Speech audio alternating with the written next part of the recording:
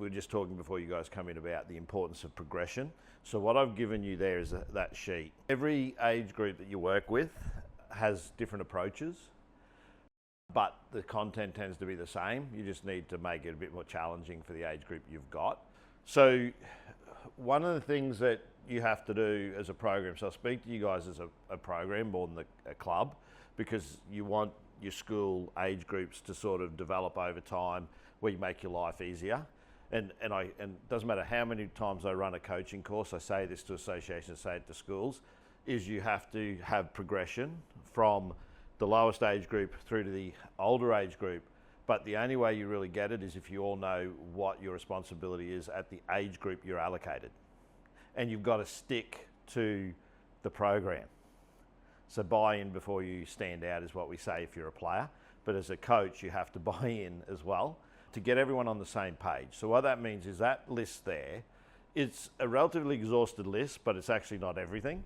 But you don't need to teach all that. That's a guide for you throughout your coaching career, whether you're here or somewhere else, to say what sort of things should I be focused on at certain age levels. Now, age is a guide. It's not you must coach at the age of 11, because you can get a really strong 10-year-old and a really timid 14-year-old.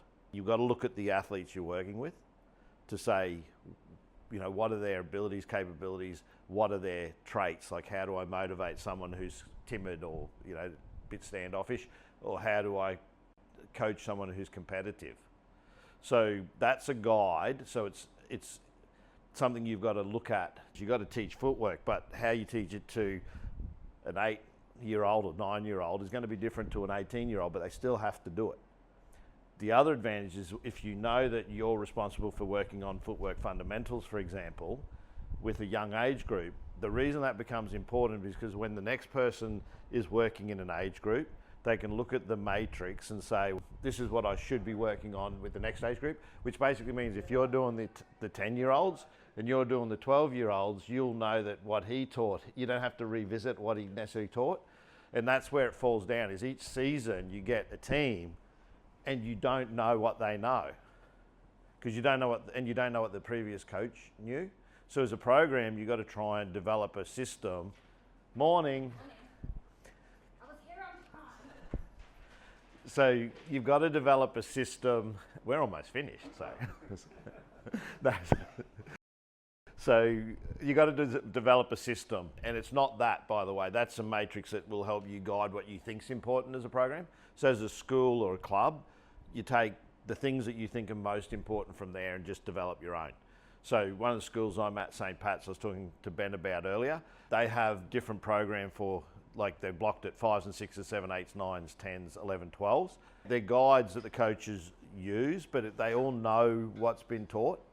So I know that the 5 and 6 coach has been the same one for the last couple of years. I'm across that coach, so I see what they're coaching, and then the next year, the 6s or 7s or 8s coaches are building on what that coach has already taught. They're not doing the same stuff, but they're adding to it. So you get the idea of the importance of a skills matrix.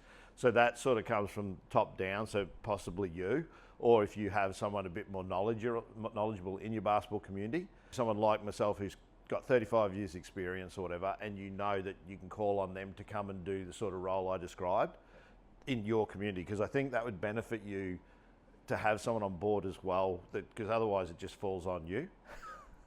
And it's just too much. As the school develops and gets better and the club gets better, you're going to need that sort of second head. So I don't know if you've got someone in your community with a real broad basketball experience, but it's good if you can find someone.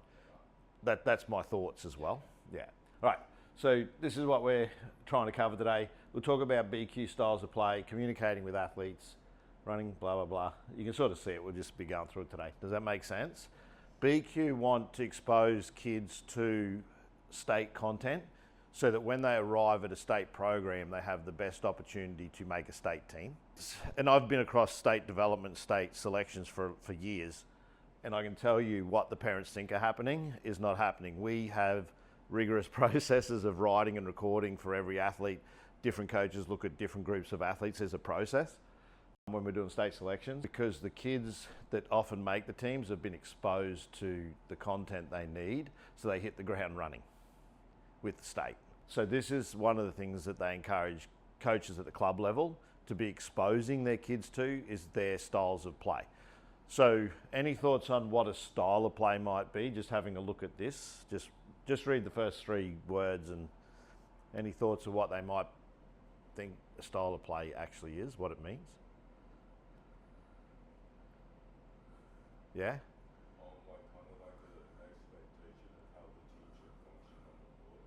Yeah? Yeah, who agrees? Sound pretty good? Yeah, it's a framework. It's not the drills that you do and the structures you actually play. It's actually a principle of this is the way our team wants to develop. So, like we want to develop players to play with pace. We want to teach them how to play structure, space, and then we want them to be creative, which is like read and react structures. So what they're basically saying is whatever drills, whatever offenses we do, then we want them to fit within this. So what this actually breaks down into is the shot clock. So what they try and do is they want heat on the rim early. So they're basically going to pick quick players if they've got a pace part of their style of play. If you're a slow athlete, you might not make their team because they're looking for pace as part of their style of play, and that requires speed and the ability to get the ball up the floor. You could be a great passer and still get you picked in a team. But if you're not foot fast, you might not, if their style of play is pace. That's why I say it doesn't have to be your style of play, because you might have the slowest team in the local area, you know, so you've got to think, well, that might not work for you, right? But I think most, across the 35 years I've coached, most people want to score quickly, so the defense doesn't set up.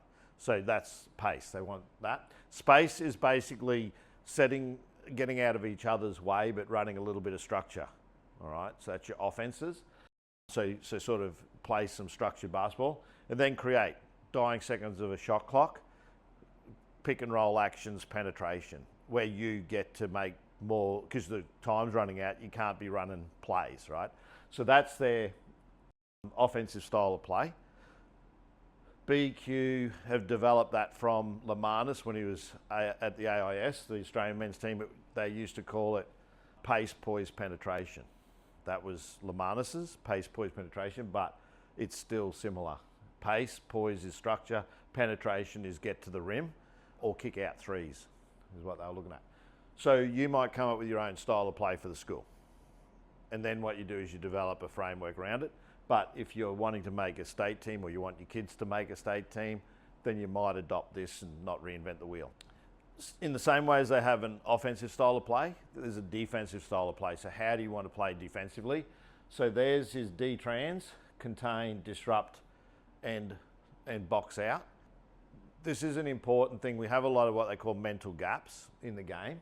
So moving on the rise of the shot, what that means is ask a question to the athletes in the room. Well, that's everyone. I'm assuming you all play basketball? Yeah. I hope so. All right. So when the ball is shot and is in the air, who has possession of the ball? Who? No one, yeah. So what they teach and what they want you to emphasize with athletes is that you got to be thinking, if you're in offense, you're in limbo the moment the ball's in the air, you might not win the rebound, so you got to be thinking defense.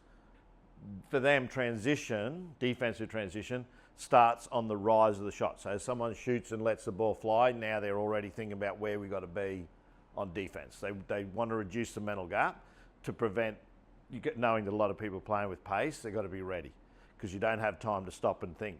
So like in today's game, especially at the high level.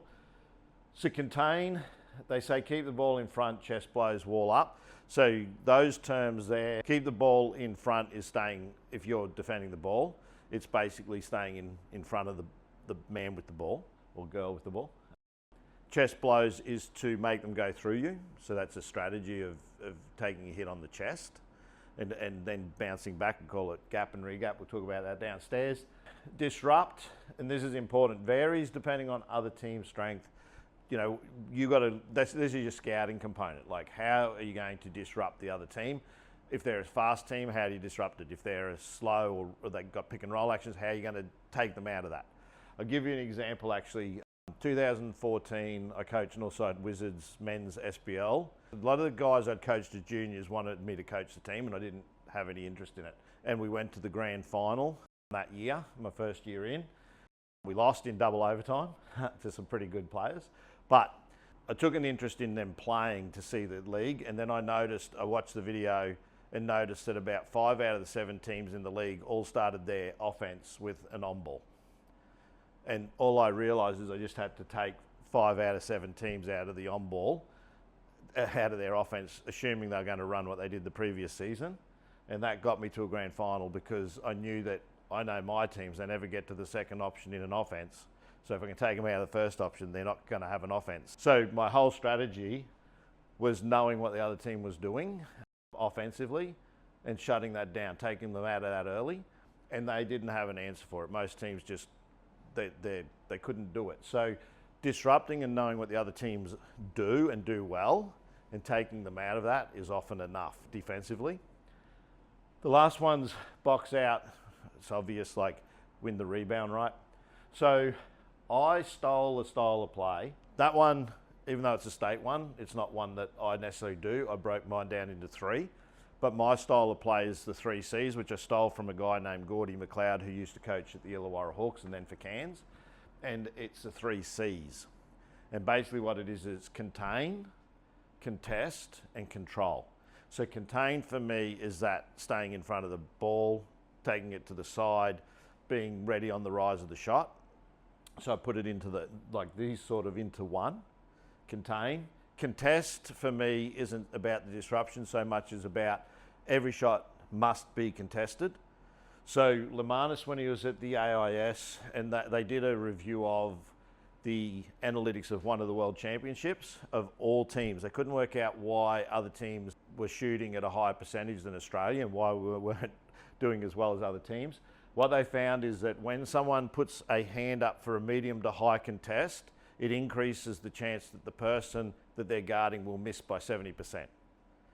So that's analytics. That's putting it into the system and working out, based on guarding distance, the likelihood someone would make a shot. That's a shooter. That would be a low contest. That would be a medium.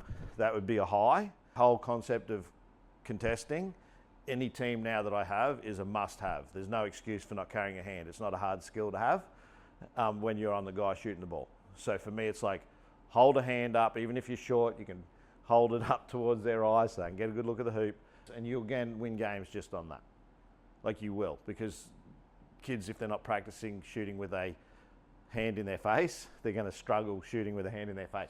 The last one for me was control, and what that is control the rebound and what you do next. So the transition phase, so I incorporate not just boxing out, I incorporate the pace component of the next style of play. So I want to make sure that we know that when we get the rebound, where players have got to be, which I'll show you on the court later today. So that's the concept. Trying to have one might be that you come up with your own. It might even be better that you do, even if they're different words, so that other clubs don't know what you're doing. They have to work it out or come to the school. Any thoughts on that, like on that concept of a style of play? Any advantages of it, do you think, and disadvantages? Got any ideas? I think that the style of play concept is probably really huge in the aspect of how a team will perform against. So, for example, if our school team went to maybe play against like Brisbane State High, where they have all the programs and they probably gone through this program as well, there's a reason why we get whooped by them 10 times out of 10, because they are more refined in and they already know what they have to do to win with all these concepts and stuff. So I think it would be really good if we can implement this at the school. Any thoughts? No thoughts? That's fine. Any thoughts, mate? Well, immediately to me, like, there's nothing like, we're just looking at, we haven't really got to, it's a lot of fundamental stuff. Yeah, cool. That level. This one's going to help from the get-go. That's good. So this is the point with this stuff with a level 1. It's your program, not BQ's, but they want you to be exposed to it. So it's part of the course, as you do if you're teaching any subject, you've got to teach certain components. So yeah, that's why I sort of do the disclaimer, it's up to you, but understanding it might be that you're 4 or 5 years off. You've got to develop the players first before you know what their skills are to say, hey, we're actually a quick school, right? It sort of goes hand in hand, but yeah, you're right. You're focused on the fundamentals. I think it just gets everyone on the team on the same page. Yeah. And this is how we're going to play, so everyone buys into that, so they know once we're on the court, this is what we're going to do. Whether it's fast play, everyone knows this is what we're going to do. So there's no second guessing what their role is. They just know this is what I need. Yeah. Any thoughts? Yeah, just sets Same. expectation. Now. So you arrived a little bit late. That's okay. You can come in at the best bits. Yeah, no, I think it's about just gaining mastery of skill. If you're doing the same type of play over and over, then they can master the content. Yeah. So as long as you understand that there is a concept, it could evolve to over time as your program evolves. It might be initially, it might be that you have that, it might be fundamentals first or something. So what does that mean as a program? Like if you're in transition, what does defensive fundamentals look like for you? What does offensive fundamentals look like for you? What are the core basic things every player across the whole program needs to know? And you're doing that. It could be tag up. They talk about this concept of tag up. It could be that as soon as you're in transition, everyone finds a man. That's it. That might be it. You know, so tag up might be the first thing. Tag up. That just becomes the culture of the school and how you play. That's what a style of play is. What is our style of play? All right, so communicating with young athletes. These aren't my slides, these are BQ's. So I don't necessarily want to read them, but give me some insights. Look, you're going to be coaching, you were told, potentially 10-year-olds. So what do you think your greatest challenge would be with a group of 10-year-olds? Them listening. Them listening? Yeah, so if I threw you in the deep end with 10-year-olds right now and they're not listening, what would you think your way of communicating? But you got to think about this. It's going to happen. You're going to get thrown in the deep end. You're going to have a group of kids that aren't listening to you. How might you deal with that? Well, I know when I'm because I play rep, and when our team is not really listening, we get like a punishment. Mm-hmm. So I'm saying maybe for the kids, if they don't listen, then they have to like run a lap around the court or something. So I make them listen. Yeah, make them listen. That's all right. It sounds great, doesn't it? Teachers in the room like, yeah, good luck with that. All right. So by the way, that's your experience and you're drawing on it. So we will discuss some of these approaches, by the way, the concept. I have two different words to use, penalty, punishment. I see them as different. They are technically the same, but I use different words to describe them, which I'll talk about again later. But it's good. You've got to start thinking about it because you're going to have 10-year-olds and they are going to talk. So, yeah, any thought? What have you got a group 16s? So you're already coaching, right? So thinking about how you already communicate with them, give me one of your greatest challenges you've had dealing with the group. If you have a challenge, what is it? And then how you've dealt with it, or how, if you need help dealing with it. So meaning if you haven't sorted it out yet. So do you have a challenge at all? Are they pretty good? Like, I'd say they don't really like to have the structure while playing. So coaching them is kind of hard, but they all want to do their own thing. mm-hmm. So then to combat that, we just like get the team to mentally reset. We have the talk, make sure everyone's on the same page. Let them know that like we just want them to get better, and then that works. Okay, cool. So you're sort of getting or feeling that they're buying in a little bit. I'll come to speak to some of these from experience too that might help you, but that's what you just described there is common, but I think there's a reason for it, and I'll tell you what it actually is when I'll come back to you. Are you coaching at the moment, or are you just playing? So what age group? 14. So give me a challenge that you've had and how you're dealing with it. I feel like after like against through the season when they get used to like having these concepts, like they can be silly. Silly, okay, yeah. Like they get too comfortable. Yeah. Yeah. And then it's like sometimes it's hard to coach when they're not listening. All right. So we've got some older heads in the room, some teachers here. They've all experienced what you three have indicated, right? They're all good examples of three different things that can happen, and they're probably happening in every team anyway.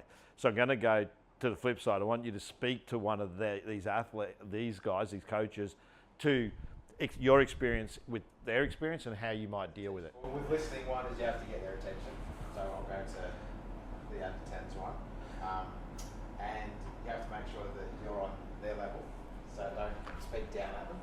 And this is my opinion. And the last one would probably be that I wouldn't, I guess it touched into your penalty punishment, is that I wouldn't use physical activity as a punishment. Like, it's bad, do something good. Yeah, so we'll talk about the concepts. So that's a teacher, from a teacher's perspective. Have you got any thoughts? Yeah, if I do teach little kids, you find if you're not listening, you have to be consistent. So if they're not listening, you stop whatever you're doing. Don't keep talking to them, because if you've got 2 or 3 that aren't listening, you've just lost them. And so you have to stop, get those couple of kids that aren't listening to get their attention back and say, okay, this is what you need to do, and set the expectations. So just say to them, when I'm talking, everyone needs to listen. The focus is on this, so that and then you tell them why, so that we don't have to keep repeating these drills. Because if 2 of you haven't listened when we go to do the skill, you have no idea what we're doing, then we have to come back and sit down and start all over again.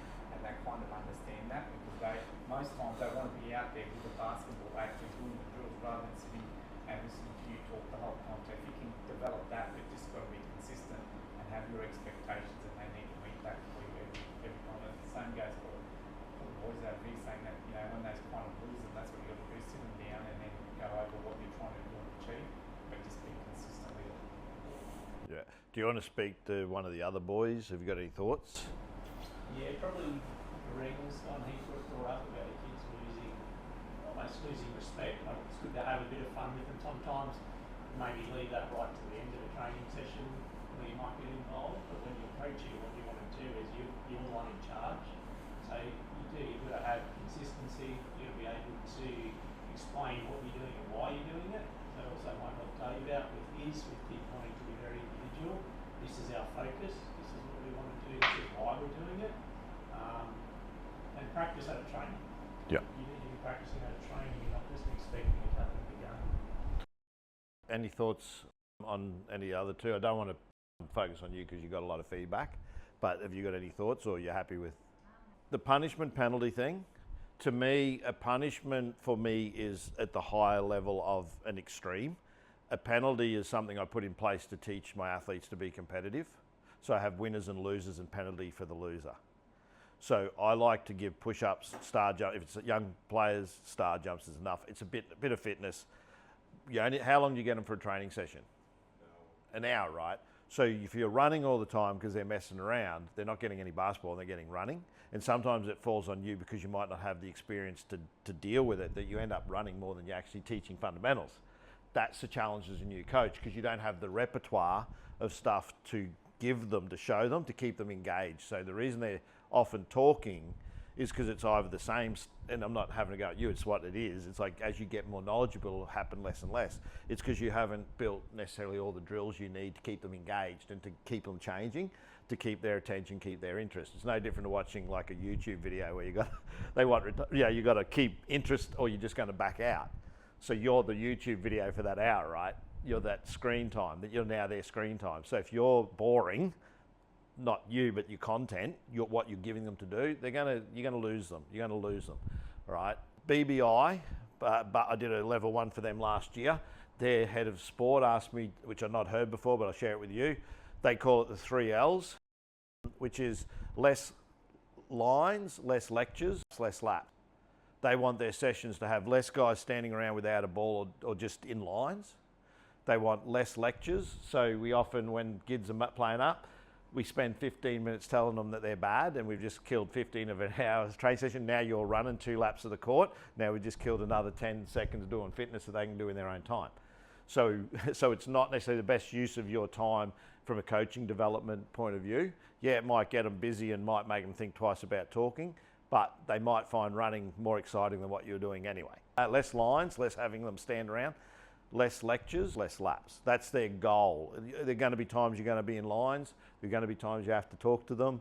There's going to be times that you might have to do laps, but that's their strategy. So you've got to think, how can I structure a session that isn't going to find me in those 3 categories? Why would you think less lines, less lectures, and less laps is their focus as an association? Like, we're talking BBI, which is half the kids from State High. You mentioned them before.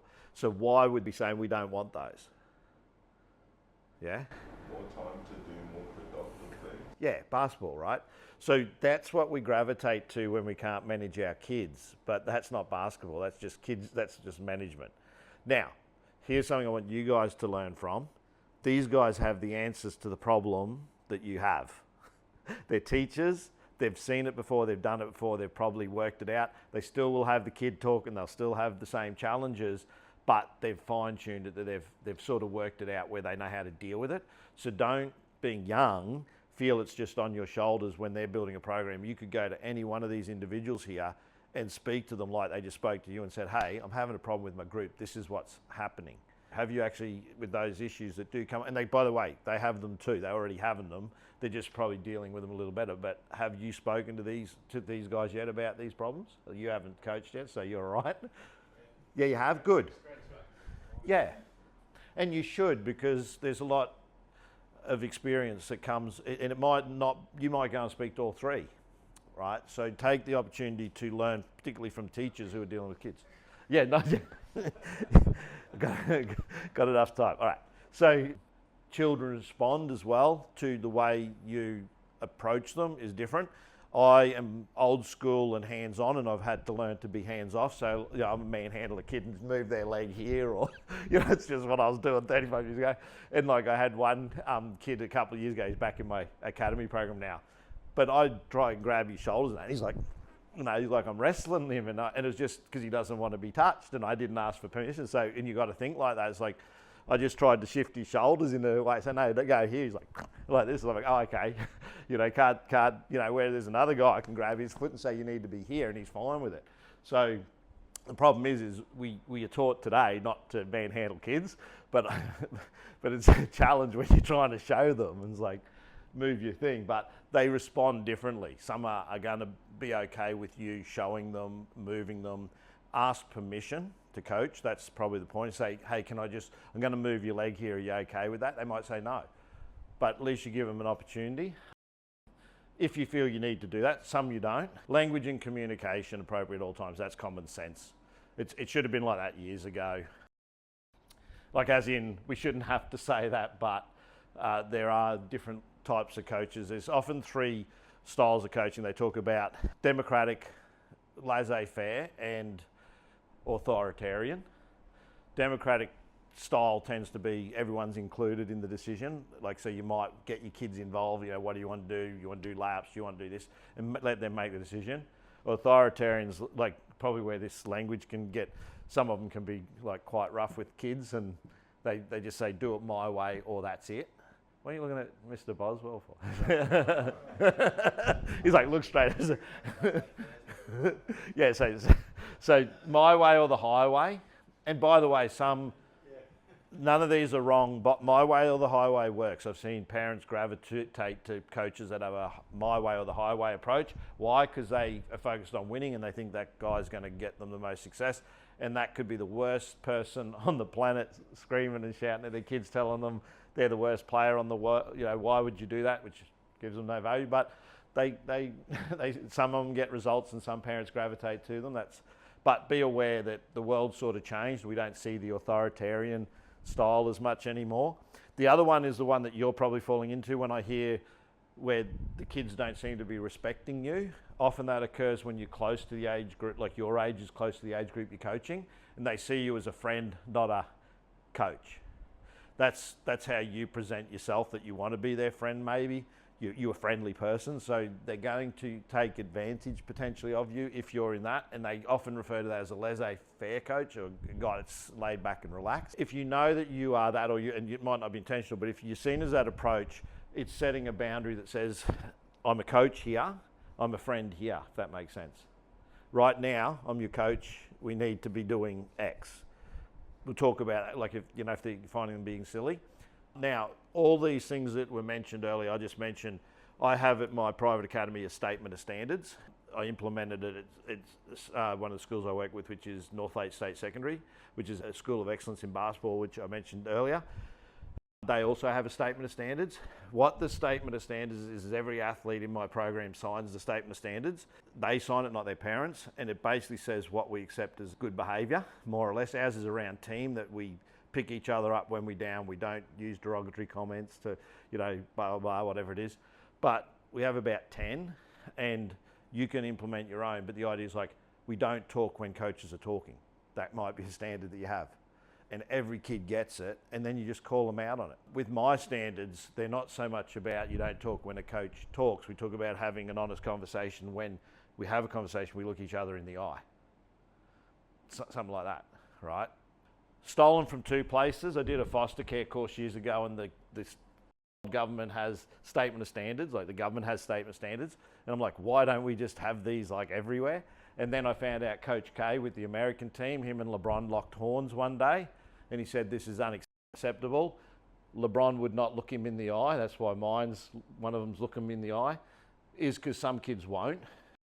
LeBron's not a kid, but he wouldn't look him in the eye.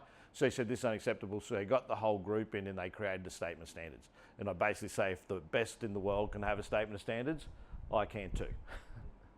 All right, if that's expected of LeBron, Kobe at the time, and those guys, and they all, and here's the thing is you make it as a group. So the buy-in, so we have like what's called horizontal accountability, not vertical, meaning I'm held to the same standards. And if I do the wrong thing, my 10-year-old athlete can say, hey coach, you just broke one of our standards.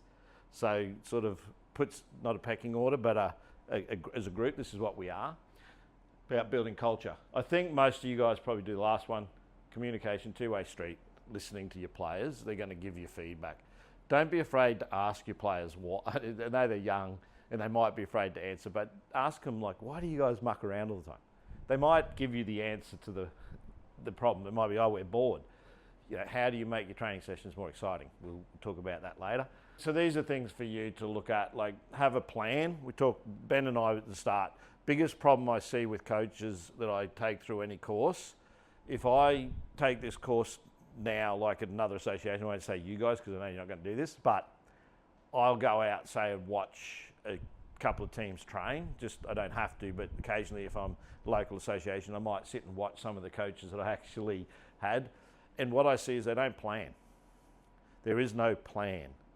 I said to Ben when he rocked up, I've got my whole academy, because I do progression, is planned for the whole year because I'm building on what I did the previous week. And I can do that because I know where my athletes are at and I can work out the progression.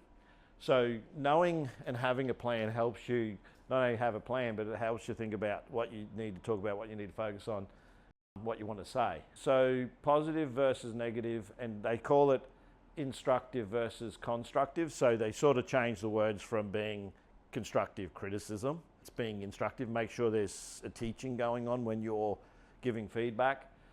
Positive versus negative, I think they're common. So they talk about concept of the sandwich method. Oh, here, sandwich approach.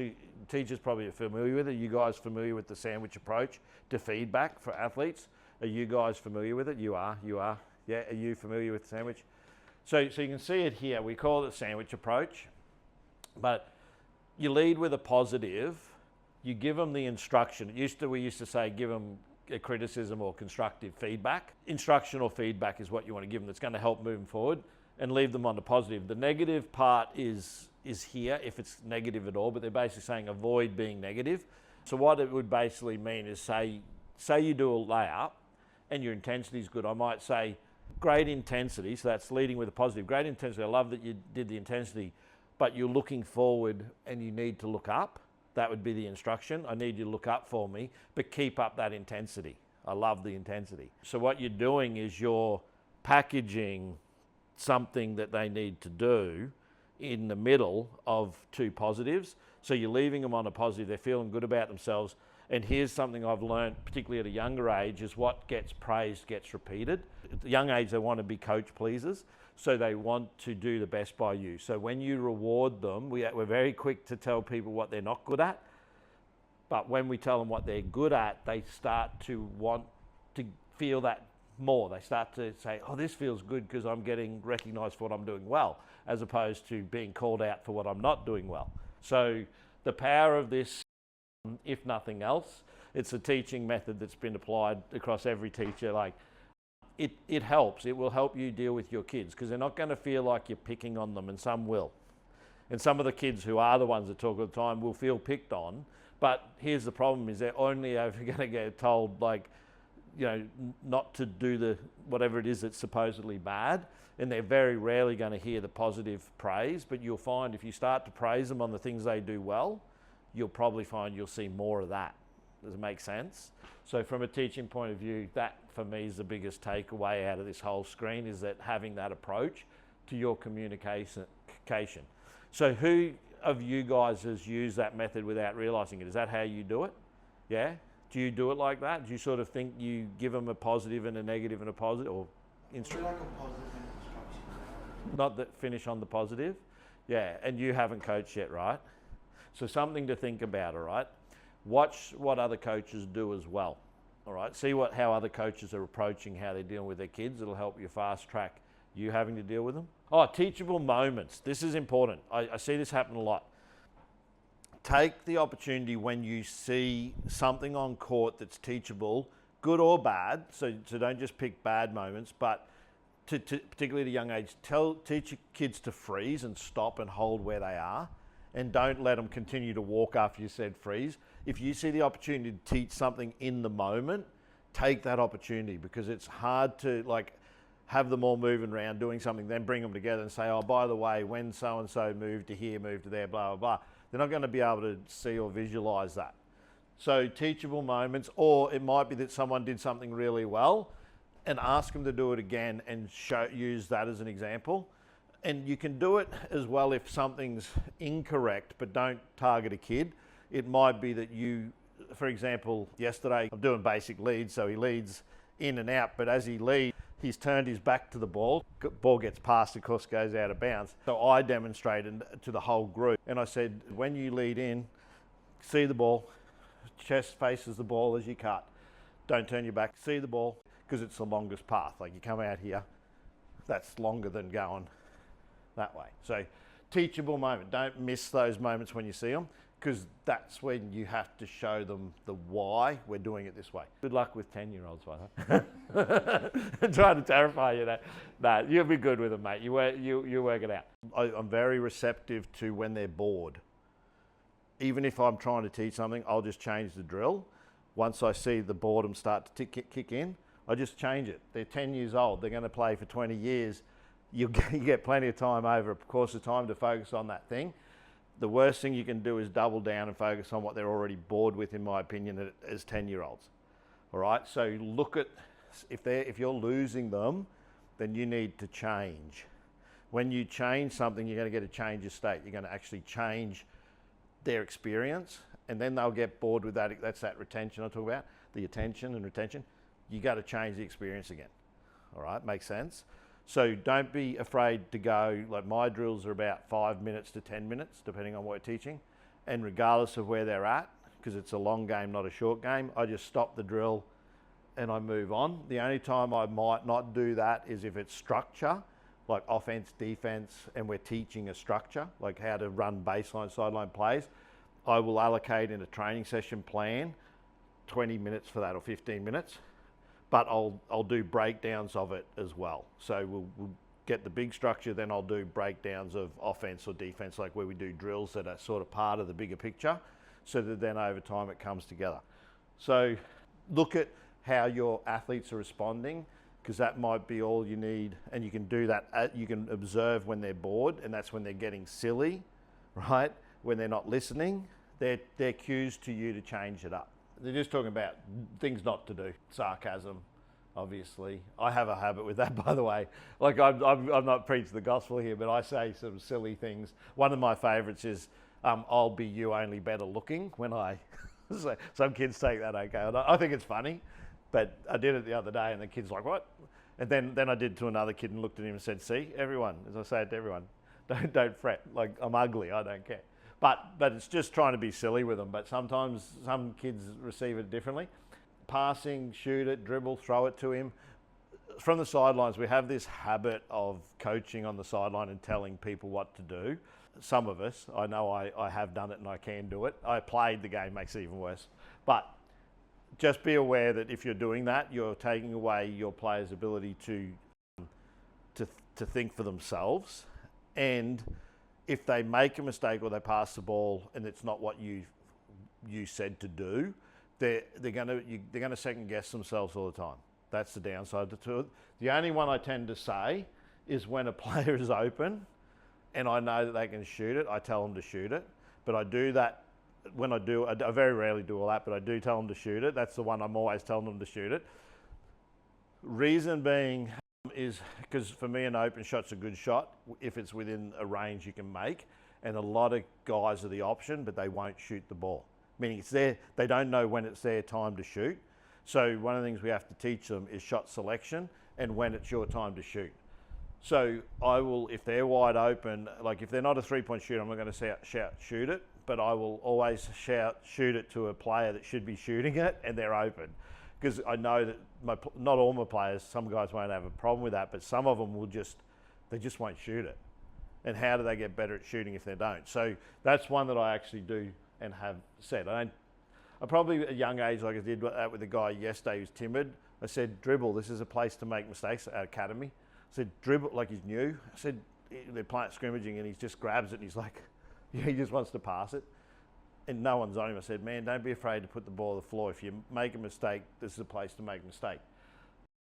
Build his confidence, told the guys to stay off him a little bit so that he can get some confidence just putting the ball on the floor. Referees and game officials, touch on this communication one quickly. I have a video up on my YouTube channel. I actually will show you the YouTube channel while I'm connected to the internet just so you can see it. The video is talking about how when you're coaching young kids, you're teaching them how to deal with referees by the way you deal with referees. So if you're dealing with referees inappropriately, you're all eyes on you, right? Let players play, coaches coach, refs ref. We all make mistakes. And my experience is the referees call their calls based on what they see in the position that they're in. And when we're in different positions, we have a different perspective. So what happens, and I liken it to the NBA, where they have that big room with all video cameras. And when the ball goes out of bounds, they shoot off and say they want to send it to the video refs. And you see them showing all the different camera angles and they're looking to see who it came off, and 3 angles will look like it didn't come off someone, and then they'll go top view or whatever, and then they'll say, oh, actually it did come off that person, and every angle's different. So your referees are viewing it from where they stood, not where you stood. And therefore I just say, if that's what they saw, I let it fly. I feel that it just sorts itself out over time. Sometimes you feel like you're playing 2 teams, not one. You feel you're playing the refs. My experience is anytime you drag the refs into the game, like make them part of the game, it actually takes away from what you want to do as a team, because now your focus is somewhere else, not on the game. It's on the referees, all right? You'll find certain referees in your association and school will referee in certain ways, in the same way players have strengths and weaknesses. You're going to know some of these guys you don't want to rub horns with, and you're going to find some will be good at talking to you. You pick your moments. For me, I suggest if you really have a problem with them, call a timeout and burn one. They'll respect you for it. Or at half time, go and speak to them. Don't do it in the heat of the moment. Go and have a talk to them. If you're complaining because it's like someone's got 3 seconds in the key or something like that, if you feel that some team's gaining advantage, don't be surprised if you go up and talk to them about it, that you're not the first team that's pinged for it if your team does it. That's not to make a point. It's just if you got to be prepared that it's going to go both ways. That you might think that they're letting the other team get away with it, but both teams are doing it, and you might draw attention to something that your team's doing as well. But you have a right to speak to them diplomatically, but not in the heat of a moment where you feel that they've made a poor decision. But I'm sure no one here has ever had a problem with a referee. I'm a big believer the referees are probably the most important part of the game. Some people disagree with that. When you're playing organised basketball, I think that you've got to accept that they're humans, and that without them, we don't actually have the fair, we wouldn't have a fair level of play. We might think there's some bias there, but dealing with parents, I have someone in place at my academy where I tell the parents, it's not that they can't talk to me, but I feel that they'll be more open and honest if they complain to this lady, so I don't have to deal with it. But it is that. But it's also because I just know if they know they've got someone to go to if they've got a problem, they can. So it might be that, you know, you're the point of call, or you have someone exclusively as a school. You probably do as a school anyway, but just if someone's got a problem, they can go to that person, so they're not having to try and. So you guys, is actually to protect the coaches more than the you know, so that the parents, you just say, I'm not allowed to talk to you. You need to go talk to Mr. Boswell. If you have a problem, he'll talk to me. Take yourself out of the picture, right? And that's the answer. You don't get engaged, particularly as a kid, you don't get engaged dealing with an unhappy adult, all right? You know, make sure that's part of it. Okay. Training blocks and timing. This comes to the importance of planning a training session. So you can see, this is we get an hour to train, the top one. So you got to take advantage of that. 8 to 10 minutes. Young group, if they're really enjoying a game and it's got teaching, like I do fun games with kids, if they're really enjoying the game, I don't tend to change it. I change it when I see that there's a problem, right? So if it's working, not broken, don't fix it. Don't necessarily have to change it up, all right? Or add a new rule to the game to change the game, if that makes sense. If you're in a fun game, we do what we call small-sided games today to teach young kids, to keep them engaged. That's why I'm going to show the channel, because there's about 63 of them that I've produced that you can go and look at, that'll help your age group stay engaged, all right? So you're not going to be lost on that if you go and binge on some. You only need 5 to 6 over the course of a few weeks, plus some fundamentals drills, and you've got training sessions planned, all right? Get more drill out of the drill, get more practice out of practice. It's sort of what I just said. If your drill's working, just modify it slightly to get something new out of it. You can change a rule. Might change the space you're playing in, might add a time, might add a score. Got to get to a certain point, you know what I mean? Like, make it the same. You don't have to reinvent the wheel if the drill's working, just make a modification. Combine skills and drills where possible. That's fun games for kids stuff. So we do what we call random practice now, a lot more play-based learning than we do traditional, which is what we did at the last one, but traditional still involved. The footwork still needs to be taught. Avoid trying to get it right. So counterintuitive to what was probably done 8 years ago at Maryborough. So, and be prepared to move on, because you're thinking big picture these days. It's not, you're not going to get it right every time. Game sense, small side games talk about that. Less standing, more basketball, say less lines, less lectures, less laps. So this is this stuff down on the court. So move.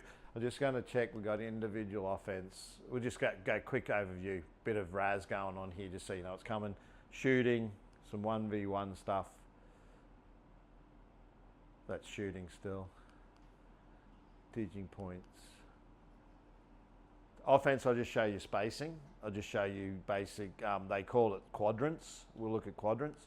We didn't do that last time. It's something they introduced. San Antonio, Spurs, Golden State stuff. Defense we'll just look at. Yeah, most of this is all out on the court. So we'll make a, actually, are there any questions on anything? So you see here, Better Basketball Training Ozswoosh playlist. You can see there's 71 videos just in the fun games for kids. They go for 2 to 3 minutes. So there's no excuse, particularly for the younger age, to not have a cram-packed fun session, because all those drills are all for the age group that you're working with. They're also 14, 16s. They'll keep them engaged. You modify them. Just have a look. You pick them based on the appropriateness of the age. But yeah, Better Basketball Training Ozswoosh is what the channel used to be called, but so that's why I've kept it in brackets. It also has fundamentals, footwork, stuff like that. So just go looking up on that channel, and you'll have there's other drills. There's actually other shooting drills, 2-man combo, 3-man combo, but that's the one that's small-sided games.